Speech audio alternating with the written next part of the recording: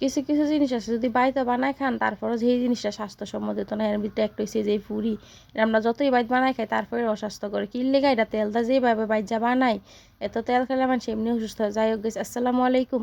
কেমন আছেন আপনারা? আশা করি আপনারা ভালো আছেন। আলহামদুলিল্লাহ আমিও ভালো আছি। এই যে সন্ধ্যাবেলা বয়ে ফুসে ফুরি বানাইতে সকল তার বলে ফুরি খাইতে মন চায়, কিনাই না তো প্রতিদিন খাওয়াই লেগে আজকে বানাইতে বসে দেখেন একদম প্রফেশনাল আধুনিক কি সুন্দর করে ফুরি বানাই নিতেছি। মাশাল্লাহ ফুরি কিনেও সুন্দরই হয়েছিল, দিনকে বানাইছিলাম তো দুই একটা ফুরি আবার মাঝখানটা হুলা করে আমার আলুর ভর্তা বাড়িয়ে গেছে গা। আর এই ফুরি বানানোর যোগটা করছে কি লিগে জানেন?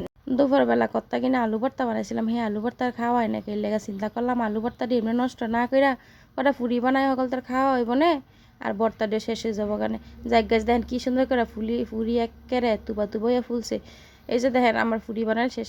বুঝলাম না ফুরি কিনে বানাইলাম হেন তেলও দিছি মতো ফুললে উঠছে, নামানোর পরে একেবারে ফুলা মুলা তামান শেষ। দেন না কেমন সিম্মা গেছে যাই হোক নিজা বাড়ি বানায় খাওয়ান রে বড় কথা, আল্লাহ যে মনুক বালা থাকেন সবাই, আল্লাহ হাফেজ।